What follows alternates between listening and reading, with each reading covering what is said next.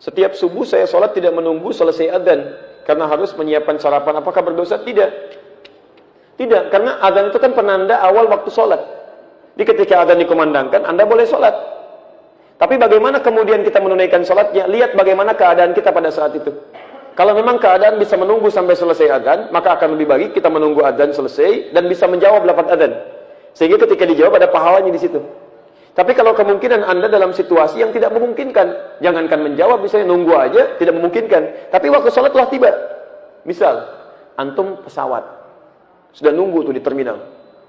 Ya, bahkan misalnya sebentar lagi sudah mau boarding. Ya, sudah menunggu misalnya. Ya, kalau antum misalnya mohon maaf ya, dalam kesempatan tertentu kadang-kadang kan, maaf ya, ada yang fokusnya adzan, ada yang sunnah, ada yang macam-macam dan sebagainya. Sedangkan waktu kita mepet untuk berangkat. Maka dalam konteks ini boleh ketika Anda mendengar Allahu Akbar, Allahu Akbar masuk waktu nih.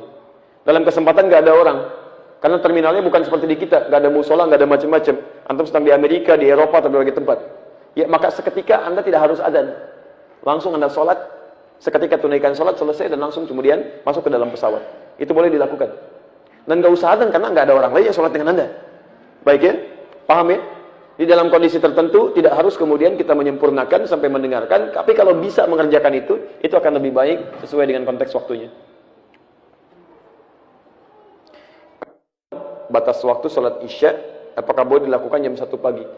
Isya itu batasnya malam. Kalau berakhir malam, ya selesai Isyanya. Kapan batas malam itu? Jangan dihitung pakai waktu ya. Dihitungnya pakai penggunaan dalam kalimat Al-Quran. Perhatikan sini.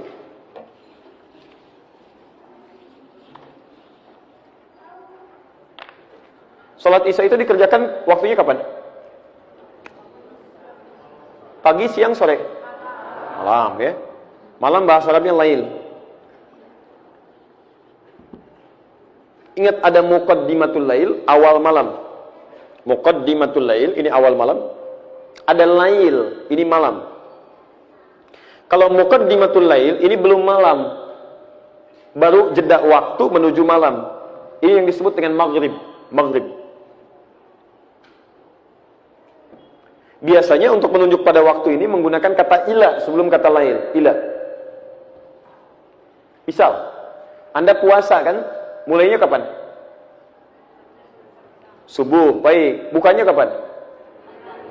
Maghrib kan? Maghrib, ketika menyebutkan maghrib, kalimat Qurannya ini ilal lail. Quran surah kedua Al-Baqarah ayat 187. Paling kanan di pertengahan. Thumma atimmus siyama ilal lail. Kemudian sempurnakanlah puasa sampai di awal malam. Maksudnya maghrib. Bukan sampai Isya. Awas, karena ada orang dalam satu aliran, dalam sekte Syiah, itu puasanya sampai Isya. Betul, sampai Isya, terlampau soleh. Nabi aja maghrib, dia Isya. Jadi kalau antum punya teman, maghrib nggak mau buka, kemudian dia masuk kamar misalnya, terus Isya dia baru buka, nah itu terindikasi Syiah diantaranya. Ya. Nah sekarang lihat, kalau sampai masuknya malam, maka itu yang disebut dengan lail. Lail. Ini yang dimaksud dengan malam. Kalau malam sudah tiba, maka dimulai dengan Isya di sini. Isya. Kapan batasnya malam ini? Batas malam itu ketika malam mulai habis muncul fajar. Ya. Lihat kalimatnya. Minal khaytil aswadi minal fajr. Fajar. Ini saya tuliskan. Lail. Malam. Membentang dari sini sampai ke fajar. Waktu singkat menjelang fajar sekitar 30 menit, 15 sampai 30 menit. Disebut dengan sahar namanya, sahar. Jamaknya disebut dengan ashar. Fokus. Malam, lail. Terbentang sampai fajar. Jadi kalau fajar muncul, lail habis. Jelas? Jadi kalau Anda tanya bagaimana kesempatan saya sholat Isya, maka yang diutamakan satu, tunaikan tepat pada waktunya. Sekarang Isya misalnya jam berapa? 7 lewat? Baik, di Bekasi 7 lewat 7 misalnya kan? Baik, 19 bisa di sini lewat 5. Maka ketika muncul adzan, Allahu Akbar menunjuk pada waktu ini, maka dimulai salat Isya. Terbentang luas. Terbentang luas. Tapi keluasan ini pun diikat dengan waktu yang paling utama. Yang paling utama, tunaikan tepat waktu. Kalau Anda terbiasa tahajud, takut kehilangan tahajud, boleh kemudian Anda jadikan salat Isya diakhirkan. Kalau Anda terbiasa tahajud, ingat, hadis mengakhirkan sholat Isya, itu adalah hadis yang disampaikan kepada Nabi ketika meminta orang ini, khususnya sahabat Umar bin Khattab radhiyallahu ta'ala anhu, supaya tidak ketinggalan tahajud. Beliau akhirkan sholat Isya itu supaya bisa bangun tahajud. Karena umumnya orang kalau belum mengerjakan yang wajib, akan biasa lebih kuat motivasinya bangun dibandingkan dengan yang sunnah. Nggak percaya begini, Bapak Ibu belum sholat Isya, silahkan tidur. Malamnya pasti bangun. Karena ada beban yang merasa belum ditunaikan. Tapi kalau Anda misalnya maaf sudah sholat Isya, kemudian Anda tidur tidak terbiasa tahajud, itu bangunnya boleh jadi bisa mendekat ke subuh. Jelas ya? Nah jadi, lihat sini, jika Anda kemudian ingin berusaha menunaikan tahajud dan terbiasa tahajud, maka boleh kemudian mengakhirkan sholat Isya tapi pada batas-batas yang ditoleransi. Tidak terlampau mepet ke subuh. Misal, Anda bangun jam 2, ya, Anda misalnya dari jam 1, atau misalnya jam 3 dan sebagainya. Tapi lebih baik prinsipnya tunaikan dari batas awal waktu sampai ke pertengahan waktu. Pertengahan waktu itu tengah malam. Kalau kita ambil jam 12 atau kisaran sampai jam 1. Ya. Dan dianggap tidak disukai, bahkan makruh bagi orang-orang yang sengaja mengakhirkan sholat Isya sampai ke waktu sahar, sampai ke sini. 30 menit sebelum waktu subuh. Itu dipandang makruh sekalipun masih ada waktunya di situ. Jelas ya? Lihat pertanyaan. Pertama, pas adzan Isya, itu waktu terbaik. Kedua, sampai pertengahan malam, kisaran jam 12 misalnya. Dari jam 1 sampai kisaran jam 4, itu kita petakan untuk tahajud. Dari jam 4 sampai setengah 5, itu yang disebut waktu sahar. Kata Al-Quran, waktu sahar itu lebih bagus dipakai istighfar. Istighfar. Ada rumusnya di Quran surah 51, ayat 15 sampai ayat 23. Posisi paling kanan dari tengah sampai ke bawah. Jadi ada orang takwa yang tinggalnya di taman surga, amalannya satu rajin tahajud. Ya kanu qalila minal laili ma yahja'un. Mereka sedikit tidurnya, banyak ibadah malamnya. Ayat 17-nya. Wa bil ashari hum yastaghfirun. Dan di waktu-waktu sahar mereka banyak istighfar kepada Allah. Jadi kalau Anda ingin bangun petak malam hari, apa ibadahnya? Satu, sholat Isya, batas sampai pertengahan malam. Kedua, dari jam 1 sampai sekitaran jam 4, tunaikan tahajud, silahkan pilih. Kalau awal malam berarti jam 1, pertengahan malam sekitar jam 2, akhir malam sekitar jam 3, setengah 4. Anda berhenti di jam 4 misalnya, atau jam 4:4 untuk istighfar kepada Allah di waktu sahar. Ya, berdoa, minta ampunan dan sebagainya, itu cepat dikabulkan. Paham seperti ini? Baik.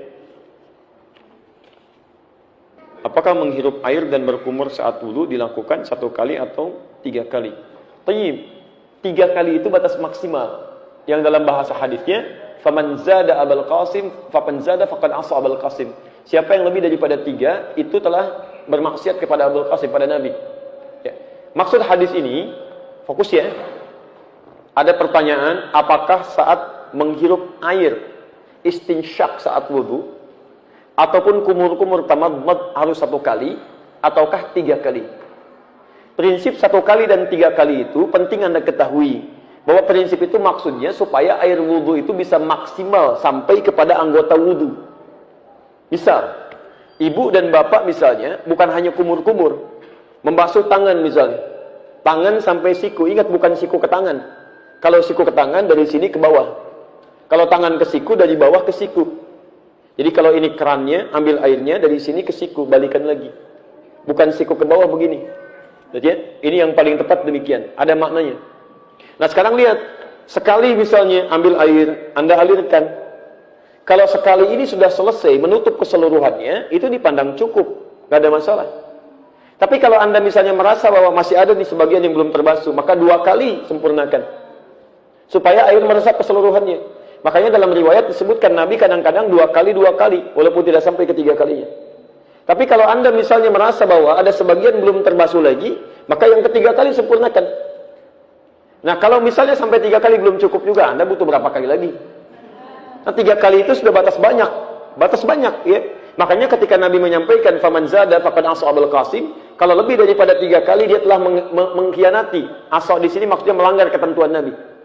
Ya, apa di antara ketentuan Nabi? Nabi menyukai orang-orang yang hemat, tidak boros, tidak israf. Makanya prinsip 3 kali itu menggambarkan bahwa kesempurnaan dalam membasuh supaya tidak berlebihan dalam menggunakan air. Kumur-kumur misalnya, sekali dirasa cukup, boleh. Ada yang kurang misalnya, 2 kali silahkan. Ya, ada yang belum terbasuh, kotoran masih ada, 3 kali nggak masalah. Tapi 3 kali itu batas maksimal dari apa yang bisa dilakukan. Paham ya? Jadi jangan terjebak pada bilangan harus sekali, harus 2 kali, harus 3 kali. Yang dimaksudkan basuhan sampai 3 kali itu sempurna anggota wudu dibasuh dengan sempurna dan menghilangkan segala jenis kotoran yang ada di dalamnya. Jelas ya?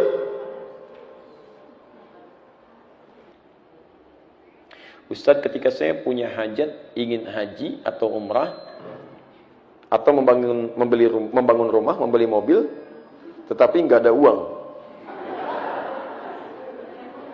Terus masalahnya apa? Ya. Apakah amal soleh boleh diniatkan untuk hajat tersebut? Masya Allah. Contoh, setiap Jumat saya bersedekah supaya hajat saya segera terwujud. Mohon penjelasan. Ini biasa. Memang tipikal di antara sifat manusia itu ingin beramal dengan mendapatkan kompensasi. Ada. Wajar itu. Gak apa-apa, itu sesuai fitrahnya. Itu ada di Quran surah ke-3 Ali Imran ayat 133. Posisi paling kanan sebelah atas. Wasari'u ila maghfiratin min rabbikum wa jannatin arduha as-samawati wal ardu u'iddat lil muttaqin. Dan bergegaslah Anda memohon ampunan kepada Allah. Kemudian lihat kalimatnya. Berharaplah bisa mendapatkan surga yang seluas langit dan bumi. Di Quran mengatakan, silahkan Anda berharap, jadi mengerjakan amalan supaya bisa masuk surga. Itu puncak tertingginya. Ada orang-orang tertentu yang ketika dia beramal ingin mendapatkan surga. Lihat, itu bagian dari keikhlasan, boleh. Ikhlas paling rendah itu ketika dia mengerjakan sesuatu, ingin mendapatkan balasan, tapi sesuai keinginan Allah. Kan yang perintahkan kita masuk surga kan Allah. Jadi kalau kita misalnya mengatakan, saya sholat karena Allah, iya. Saya sholat ingin mendapatkan surga, boleh nggak? Boleh, karena Allah menyuruh supaya kita sholat mendapatkan surga. Tapi itu tingkatan paling bawah, puncak tertingginya saya nggak peduli. Mau masuk surga atau kemanapun terserah Allah. Yang penting saya sholat Allah ridha. Itu puncak tertingginya. Nah, apa kata Quran ayat 134-nya? Alladzina yunfikuna fis sarra'i wad dharra. Ada orang yang mengamalkan amalan supaya bisa masuk surga. Di antaranya infak. Wal kadhiminal ghaidha, sanggup menahan amarah. Jadi ketika dia mau infak itu motivasinya mendapatkan surga seluas langit dan bumi. Itu kata Quran boleh. Tapi tingkat tertinggi ketika dia tidak punya pamrih dengan amalannya. Terserah Allah. Nah, cuman yang tidak tepat itu adalah ketika amalan-amalan Anda ditarik ke dalam urusan dunia. Itu yang sangat disayangkan. Jadi kalau mau beramal, nggak usah mikirin dunia, sayang. Walaupun ada motivasi dalam amalan, menjadikan amalan ketika dikerjakan, dunia dapat. Contoh, apa kelebihan 2 rakaat sebelum subuh? Lebih baik daripada dunia dan seisinya. Pertanyaannya tahu dari mana? Baik, hadis Muslim atau hadis 724. Lihat, rak'atul fajri khairum minad dunya wa ma fiha. 2 rakaat sebelum subuh itu lebih baik daripada dunia dan seisinya. Lebih daripada dunia dan seisinya. Jadi kalau Anda bisa mengerjakan 2 rakaat itu, Anda mendapatkan lebih daripada dunia dan seisinya. Lebih daripada dunia dan seisinya. Ada yang menafsirkan itu pahala yang tidak bisa ditandingi oleh dunia dan seisinya. Ada yang menafsirkan bahwa keadaan kita itu dijadikan memiliki sesuatu lebih daripada dunia dan seisinya. Maksudnya apa? Maksudnya hidup dia tidak akan diperbudak oleh urusan dunia, tapi dunia jadikan kecil sesuai dengan hajat kebutuhannya. Jadi dia nggak memandang dunia itu besar, tidak. Ya, orang yang memandang dunia itu besar, itu menunjukkan ada nafsu yang besar dalam dirinya, sehingga setiap yang dilihat diinginkan. Ahli 2 rakaat sebelum subuh itu, dia memandang dunia kecil. Saya nggak butuh. Yang saya butuhkannya yang saya ambil. Misal, saya butuh pakaian untuk sholat. Ketika dia butuh pakaian untuk sekedar sholat, maka dia hanya akan membeli pakaian untuk sholatnya. Yang lain walaupun banyak modelnya, itu kecil bagi saya. Saya nggak butuh. Cuman ingin, capek. Dia butuh minum. Apa fungsi minum? Menghilangkan haus. Yang penting air putih. Kan fungsinya menghilangkan haus. Ketika dia merasa apa yang dia butuhkan itu dia kerjakan, maka dia akan dicukupkan oleh Allah kepada yang dibutuhkan saja. Yang lainnya kecil. Tidak dianggap penting. Jadi orang seperti ini hidupnya nggak capek. Yang penting ada air putih, selesai. Apa fungsi makanan? Yang penting ada makanan. Ini malam-malam, nasi ada, kebuli aja, nasi goreng ada. Masya Allah. Nggak enak pengen nasi goreng kebun sirih. Masya Allah. Bayangkan, jam 12 kebun sirih, Pak. Jam 12 udah berangkat, macet-macet, luar biasa. Sampai sana tutup. Capek. Ya. Jadi saran saya, misal ada janji banyak di Al-Quran. Misal, mohon maaf ya, orang-orang yang infak itu, yang sedekah itu diberikan balasan. Minimal 700 kali lipat. Ada 10 kali lipat. Tapi ketika Anda akan infak, Anda nggak usah mikirkan balasan. Infak aja dulu. Karena pemberian Allah itu tidak harus langsung berupa balasan dalam bentuk yang Anda pikirkan. Misal, ada orang perhitungan gini, kalau saya berikan 5.000, saya dapat 50.000. Nah, 50.000 pemberian Allah itu belum tentu dalam bentuk uang. Kesehatan, bisa. Traktir teman, kenyamanan, ketenangan. Kadang-kadang itu lebih penting. Ayo pilih mana? Dapat 500.000 tapi gelisah. Atau tidak dapat tapi tenang. Kalau bisa sih dapat tapi tenang gitu kan.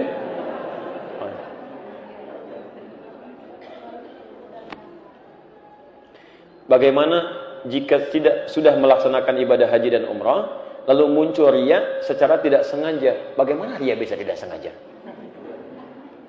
Apakah ibadah tersebut menjadi sia-sia? Quran surah kedua ayat 264. Dan sementara saya cukupkan dulu. Quran surah 2 ayat 264. Paling kiri sebelah bawah. Lihat kalimatnya. Fokus ya.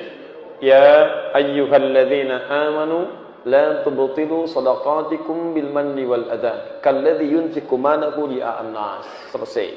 Hei orang-orang yang merasa masih punya iman, jangan batalkan. Kata Quran batal, gugur. Jangan batalkan amalan yang telah lelah Anda tenun dengan mengerjakan amalan yang merusak. Jadi ada orang yang sudah beramal, terus mengerjakan perbuatan merusak, itu batal semua amalnya.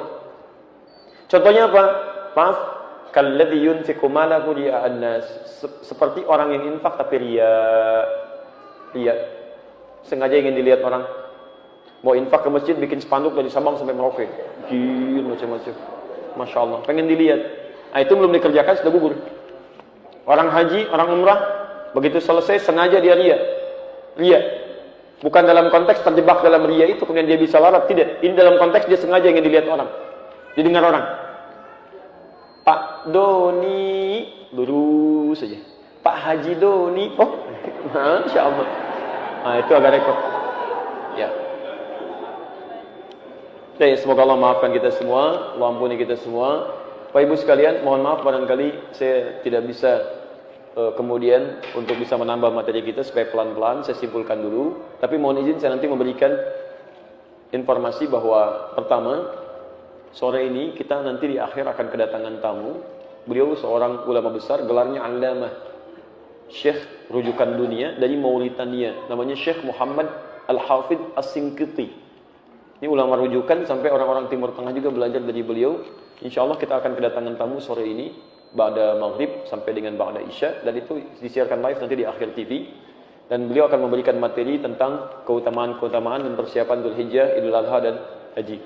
Nanti insya Allah kalau Anda mau tersambung dipersilahkan nanti ba'da maghrib sampai dengan ba'da isya. Dan ini kesempatan yang sangat langka karena ulama dunia mau memberikan satu gambaran yang bisa kita jadikan rujukan. Dan beliau akan datang juga dengan kedutaan dari Sudan, Dr. Tayyib, itu juga orang alim, dan akan memberikan informasi seputar beasiswa. Jadi mungkin nanti kalau dapat bisa dimanfaatkan. Yang kedua, saya mohon sebesar-besarnya agar memaksimalkan ya, potensi kebaikan-kebaikan di bulan Dzulhijjah, karena belum tentu kita bisa mendapatinya lagi.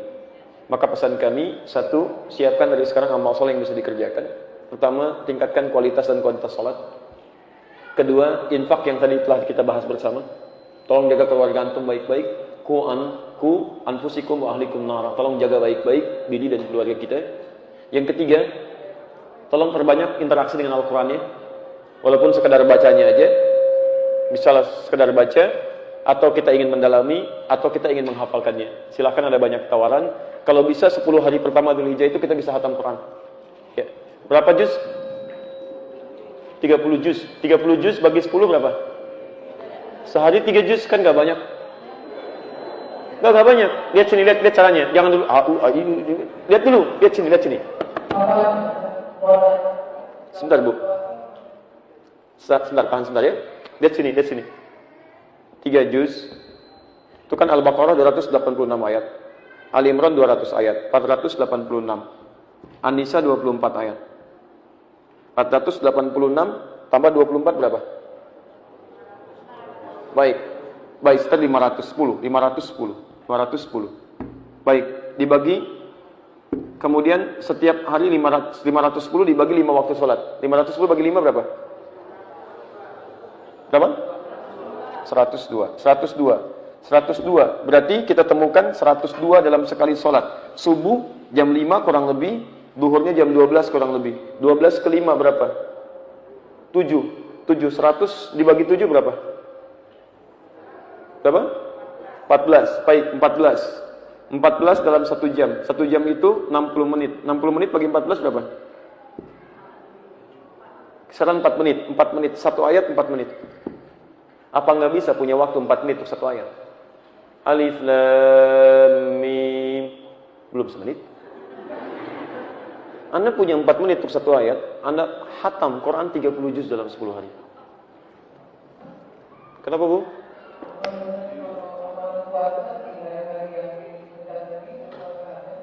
Baik, Abu Dawud nomor hadis 2426. Puasa bisa dilakukan tanggal 1 sampai tanggal 9 Dzulhijjah. Ya, 1 sampai tanggal 9. Hadisnya dari Unaidah, ya, kemudian dari istri Nabi sallallahu alaihi wasallam, an ba'di azwajin Nabi sallallahu alaihi wasallam, ya, mereka menyampaikan, lihat, karena Rasulullah sallallahu alaihi wasallam adalah Rasulullah sallallahu alaihi wasallam yasumu tis'an min Dzulhijjah. Beliau terbiasa menunaikan 9 hari puasa di awal Dzulhijjah, tanggal 1 sampai tanggal 9-nya. Nah, kalau tidak bisa mengerjakan 1 sampai 9, maka setidaknya jangan tinggalkan tanggal 9-nya. Hadis Muslim nomor hadis 1162. Lihat kalimatnya. Lihat kalimatnya. Lihat, siyamu yaumi Arafah yukaffiru sanatil madiyah wal baqiyah. Puasa di hari Arafah itu tanggal 9 Dzulhijjah itu bisa menggugurkan dosa setahun berlalu dan setahun yang akan datang. Jadi Nabi menyampaikan, ini yang mau saya tutup, Nabi menyampaikan, kalau Anda ingin memaksimalkan semua amalan ini, salat, baca Al-Qur'an, kemudian infak, Anda bisa kerjakan satu amalan yang saat dikerjakan semuanya bisa terpacu untuk diamalkan.